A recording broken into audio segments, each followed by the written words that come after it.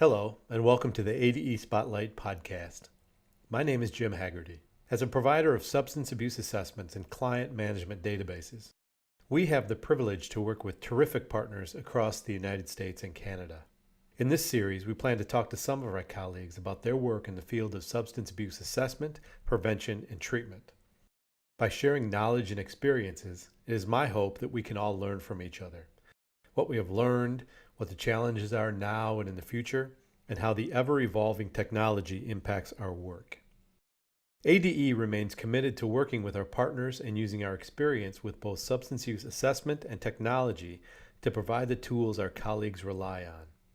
As we learn from each other, we improve the value of our services. Hello, and welcome to our podcast. I am very excited this afternoon. Our very special guest is my very own sister, Linda. And today we'll be talking about a subject that I know something about, but not nearly enough, and I'm very excited to learn more. Today we're going to be talking about fetal alcohol syndrome. And my sister Linda has been kind enough to join us. And I know from previous conversations with you, Linda, that you know quite a bit about this subject. So I'm looking forward to learning more, and I think the listeners of this podcast will be very interested in what you have to say. Can you, just by way of introduction, maybe tell the folks a little bit about yourself and how you've come to learn as much as you have about fetal alcohol syndrome? I'm glad to, and I'm so glad you're talking about this subject because it is talked about. It's so misunderstood. It's underappreciated in terms of both incidence and long-term consequences. So we really have an opportunity for people to understand and to know perhaps more about what resources are available. But in any case, I am the proud adoptive mother of 3 brothers, boys that we adopted from Russia in 2002. At that time, and this becomes important when we think later, when we talk about early intervention, they were 11, 7, and 6.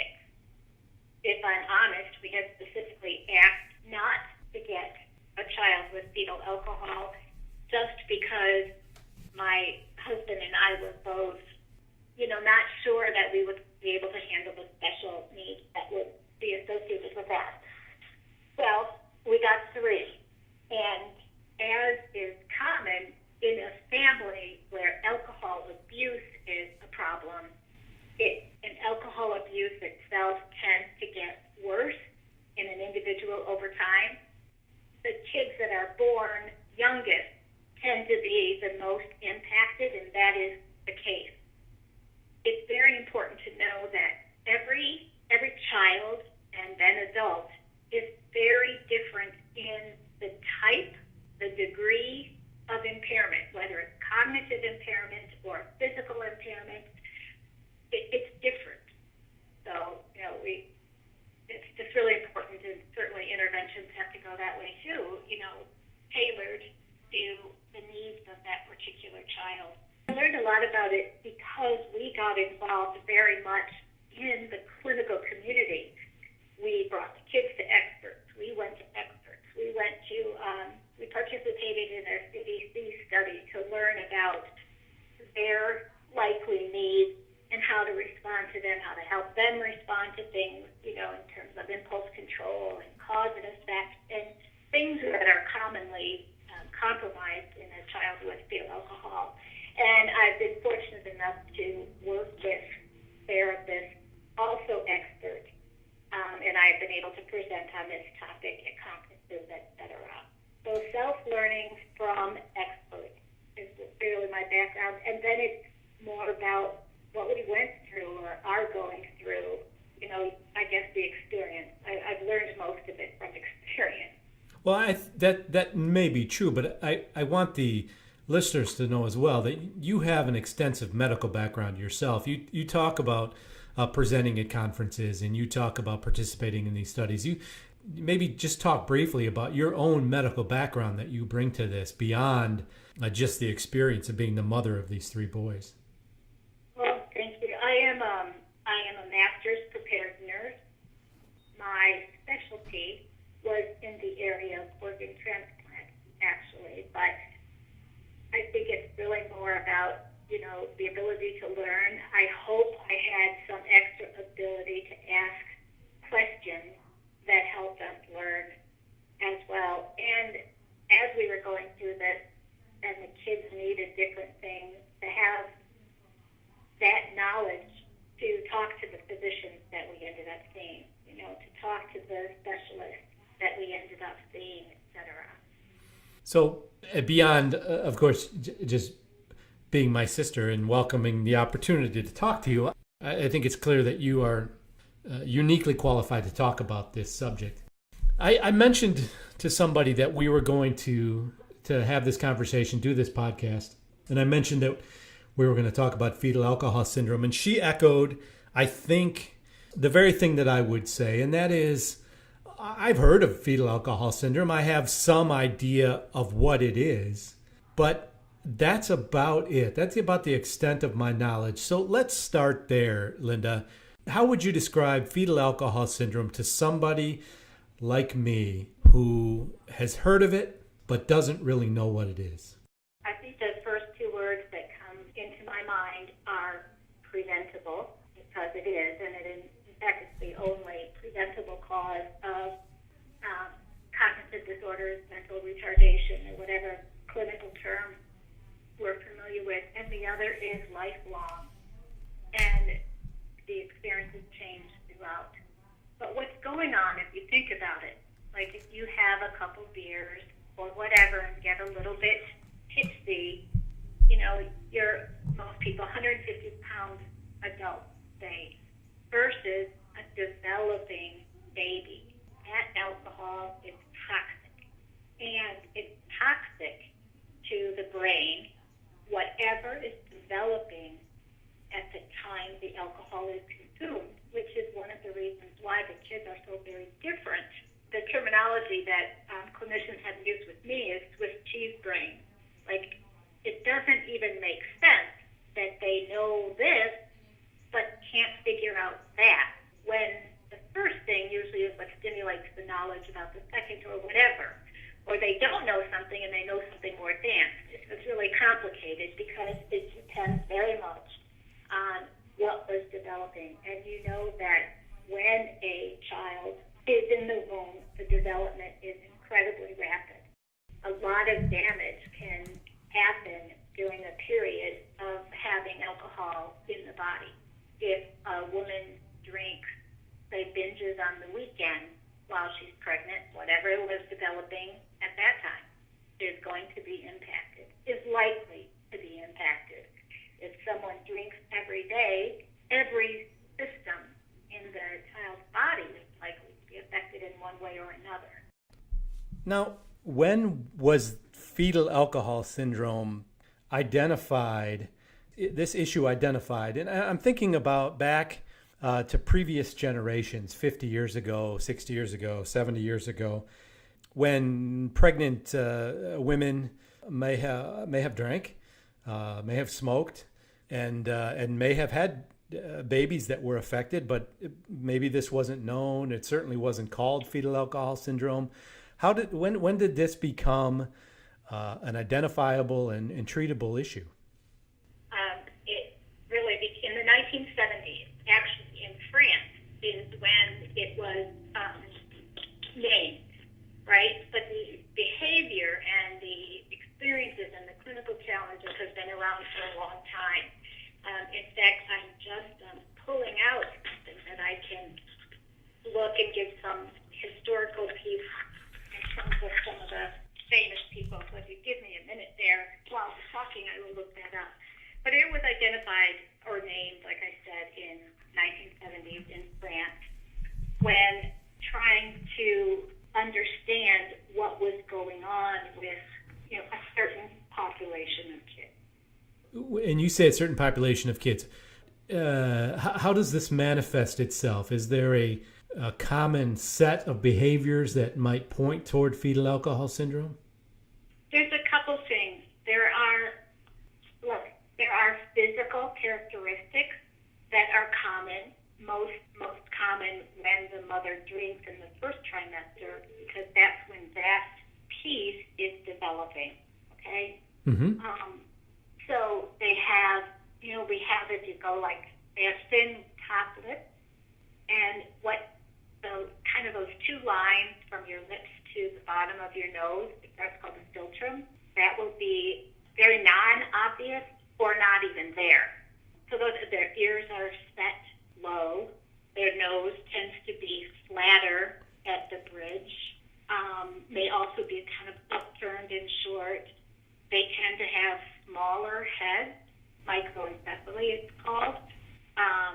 So when you go to the pediatrician and measure their head, it's going to be, low on the head circumference growth chart.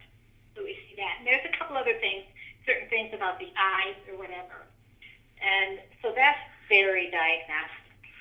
In addition to that, there are behaviors that, as a child ages, show that there's definitely impact in the brain because we have central nervous system effects. We have poor growth. We have children who are very low on the growth chart for the most part. And a lot of it does, like I said, depend on where the damage happened.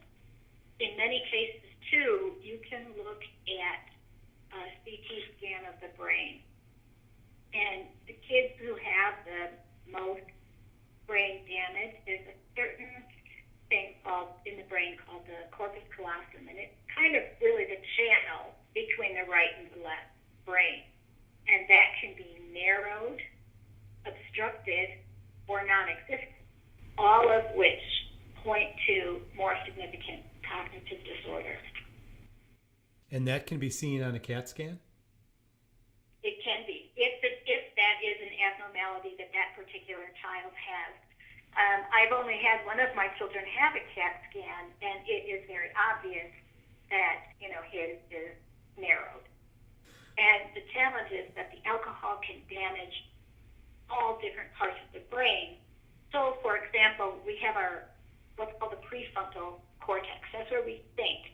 That's where we logically plan our behavior, called executive function. That's how we know how to organize, etc.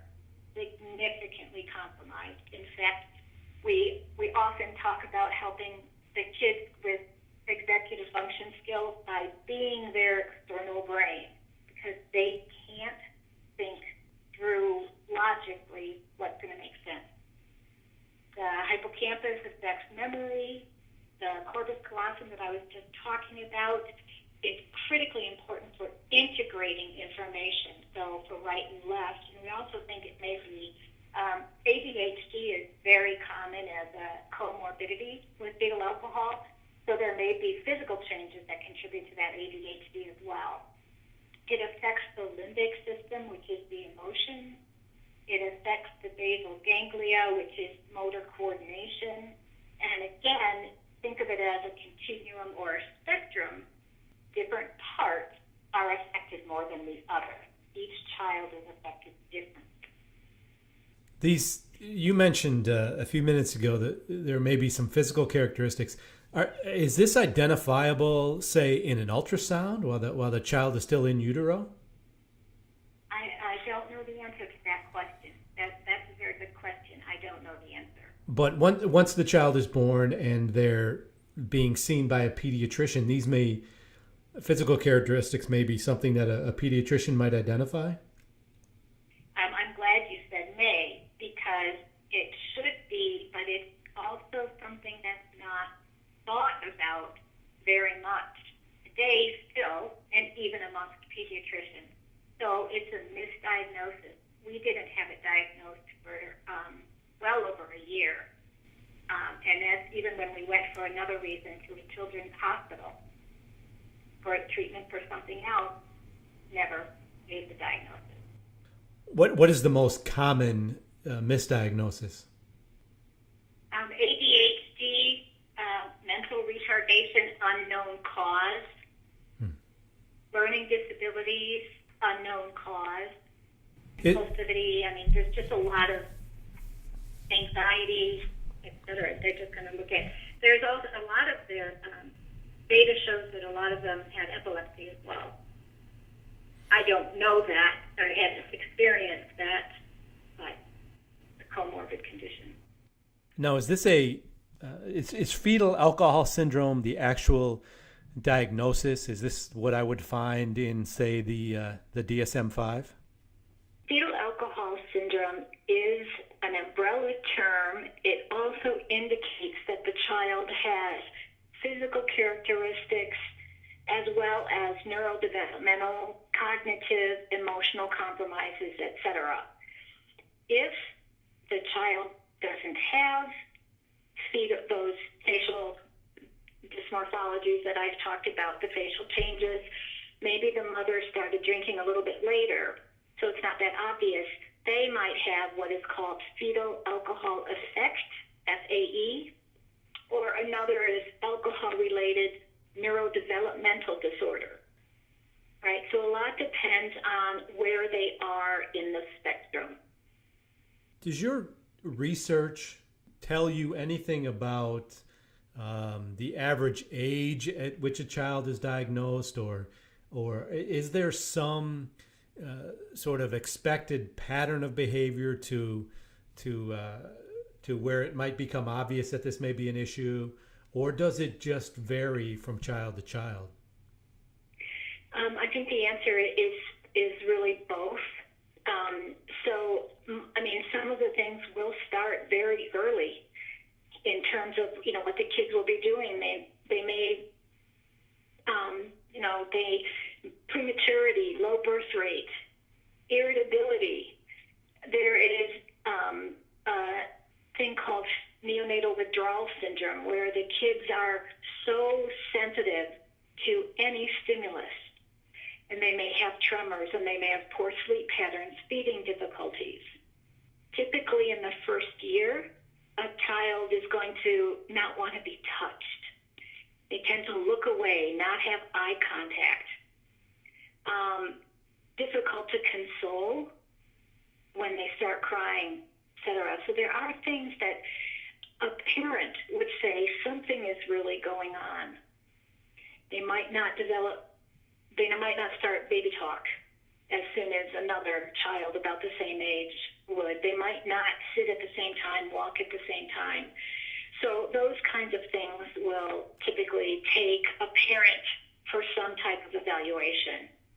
Well, I would imagine, though, a scenario where you see those things and the parent says something here isn't right, and the parent takes the child for an evaluation. But at some point in that evaluation, then the specialist is going to turn to the parent and say, tell me about your drinking during pregnancy. And at that point, I would imagine that puts up a big roadblock, I would imagine, in many cases, because I can't imagine the mother is going to be very forthcoming in some cases with her use of alcohol. And is that a barrier to diagnosis and a barrier to treatment? It is, and new guidelines were actually just published, and one of the guidelines for diagnosis includes a history of drinking on the part of the mother. How do we get that information? And obviously it has to be done so that the mother feels that she can trust, right? So you have to be asked very carefully. There is no guarantee that they will tell the truth about their history, include drinking or how much they drink, right? It can be underestimated. But that's all you have to go on, is trying to get that information and explaining why it's so important. We need to name what's going on so that the intervention can be tailored appropriately. It would sort of logically follow, to me anyway, then that there must be some preventative component included in prenatal care now, maybe that wasn't there in previous generations. Jim, this is really one of the things that is still crazy. Even today, you hear from a pregnant mom that her obstetrician said, a glass of wine or two is not going to hurt you. So more and more trying to get the word out, but it's just still not talked about enough. Interesting. I think we've all seen that. As you know, I currently have a pregnant daughter, and she has been told that it would be okay to have a glass of wine. I was reading an article yesterday that talked about women and drinking and the relationship between women and wine.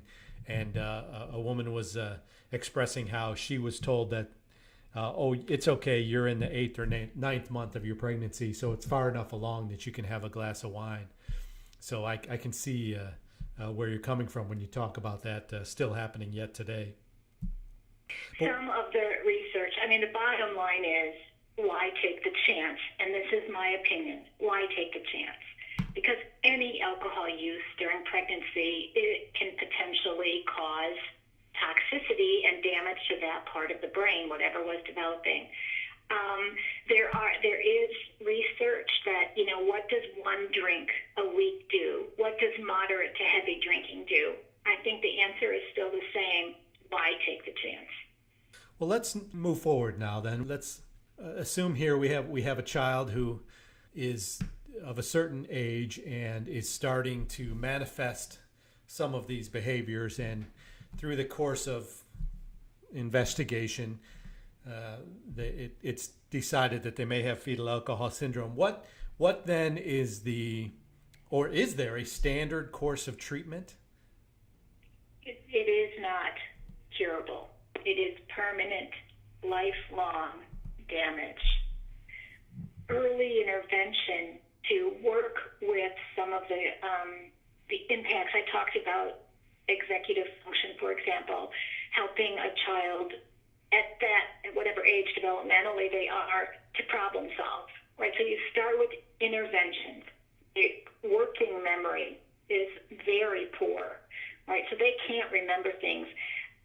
They can know, for example, and this is a young child, say in 1st or 2nd grade, they can know today that 2 plus 2 is 4. Tomorrow they will have no clue. That working memory is challenged. So you start interventions on memory. We start interventions on helping them self-regulate. A child can go from 0 to 100, say, and can't bring themselves to come back. They need to have the intervention of jumping on a little trampoline or, whatever. You've got to figure out what works for your child. So that kind of intervention, the earlier it starts, the better. And if there is early intervention, an appropriate early intervention, I know you say there is no cure, but can there be progress? Absolutely. And it depends on, again, where they are on that continuum, right? So there can be, but ADHD is still going to be a problem that has to be treated. Some kids find ways to kind of reroute that communication in the brain and can compensate for whatever their developmental delay is or challenge. So yes, in some things, no in some things. I can say, for example, I don't think one of my sons will ever be able to look at a checkbook and do anything with that. Right? So everyone's going to be different there too. I don't know if that's answering your question, but... Well, are there medical interventions, medications that can help the progress, or is it simply learning different behavior mechanisms to help? Some of the results of fetal alcohol, for example, if they also have ADHD or they have depression or anxiety, those can be treated with medications. Treated, not cured. The fetal alcohol syndrome itself cannot. We call this, and forgive this question, this comes from really my own ignorance, but we call this fetal alcohol syndrome. But what about use of other substances? Does, say, the use of, say, chronic marijuana use or cocaine use or any other substance use, does it have the same impact as alcohol? And if it does it manifest in the same way? How is it different? That's an excellent question. And like alcohol definitely causes more damage to the baby than any other drug. As I said earlier, it's toxic to the brain. The clinical word is teratogenic.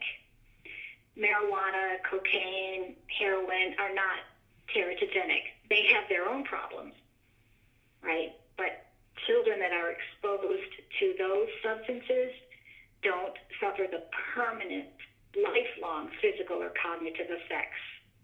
So the risk of alcohol really far exceeds that of prenatal exposure to tobacco or other most illicit drugs. This is a question I probably should have asked up front when we were sort of introducing the topic, but what do your statistics tell you about how prevalent this is?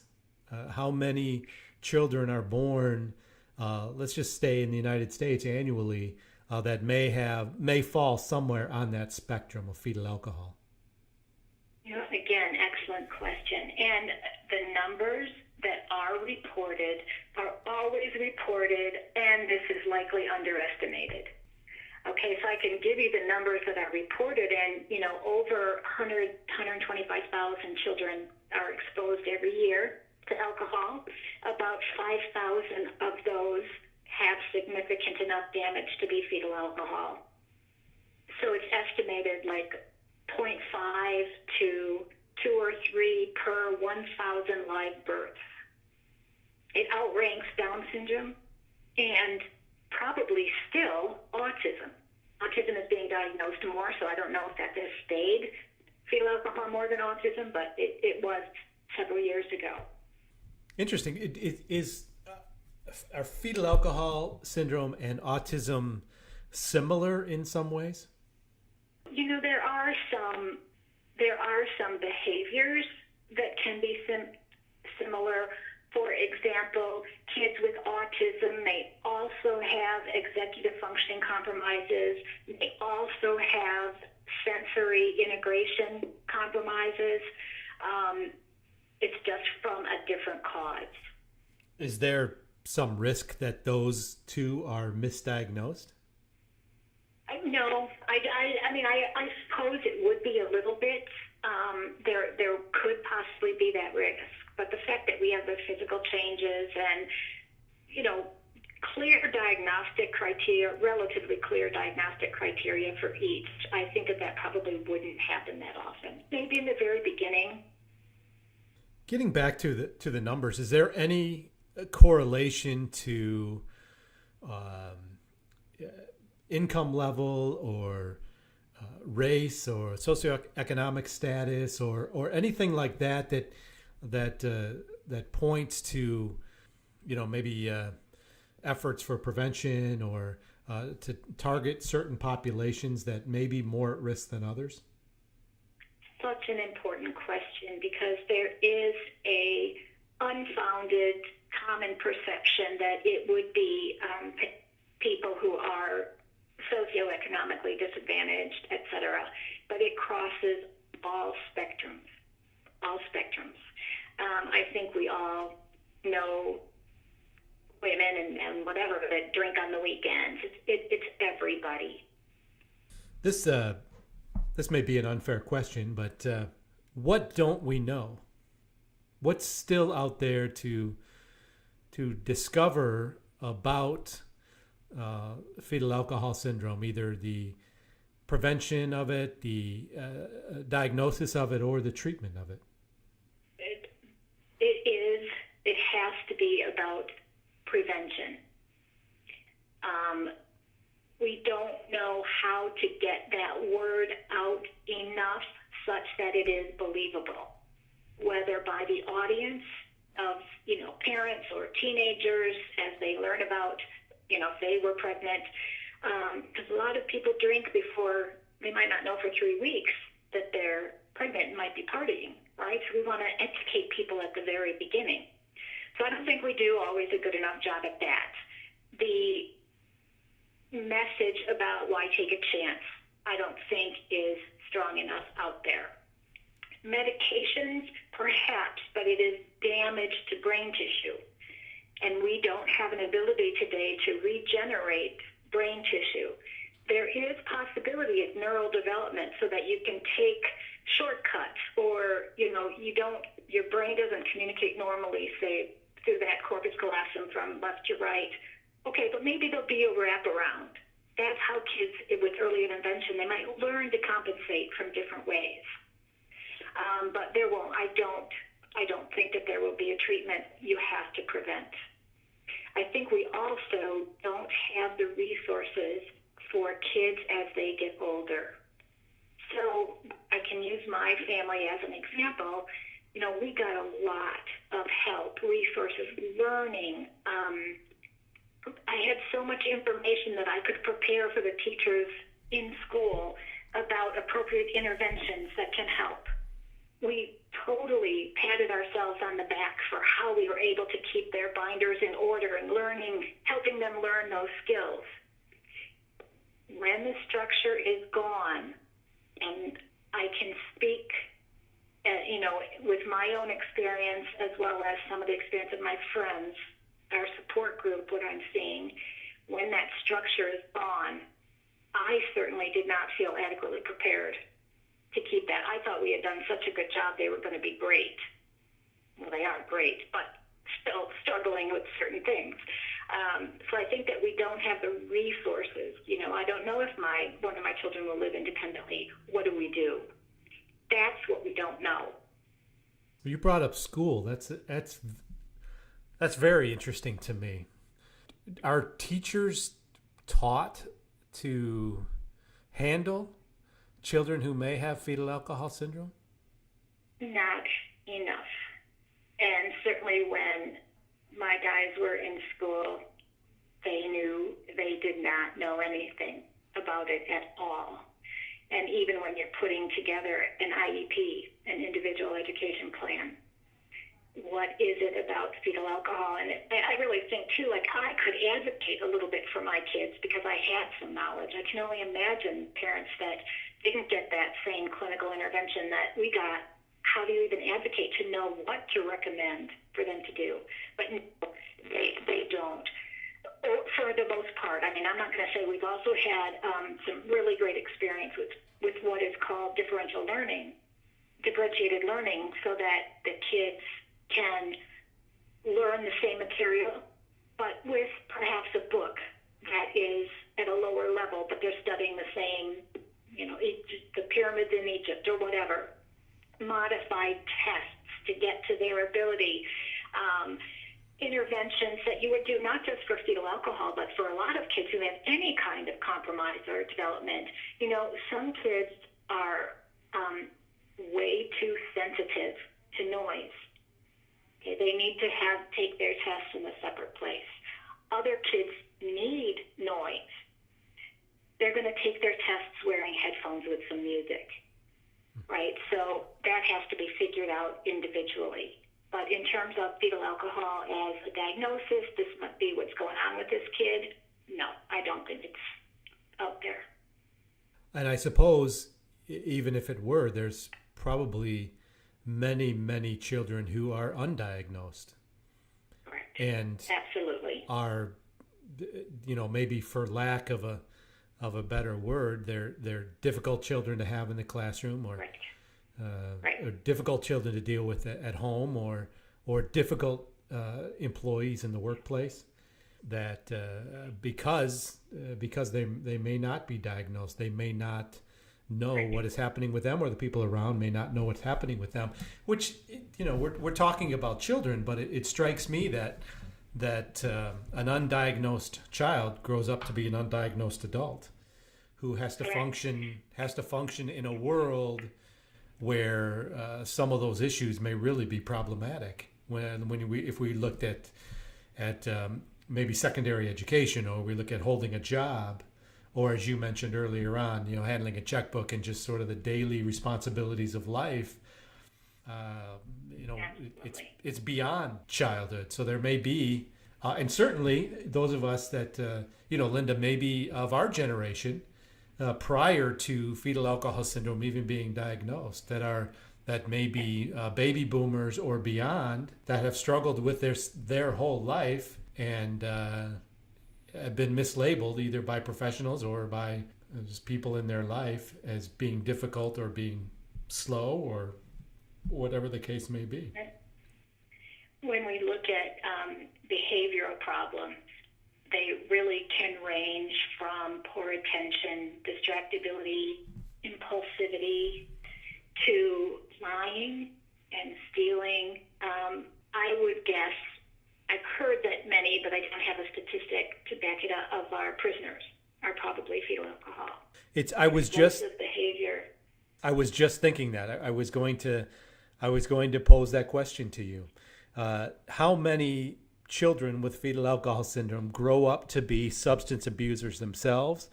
How many grow up to become involved in a criminal justice system and or end up in some sort of a correctional institute? Do you have any sense of whether or not someone who has fetal alcohol syndrome is more likely to abuse substances as an adult? The reason they may be more likely to abuse substances is not because it's a hereditary or genetic thing because of the fetal alcohol. If alcoholism is inherited, they might have another chance because obviously they only got fetal alcohol because it was in the family, in the mom. There's also been a number of studies where they talk about what are the secondary disabilities. Mental health problems are huge. ADHD, anxiety, depression.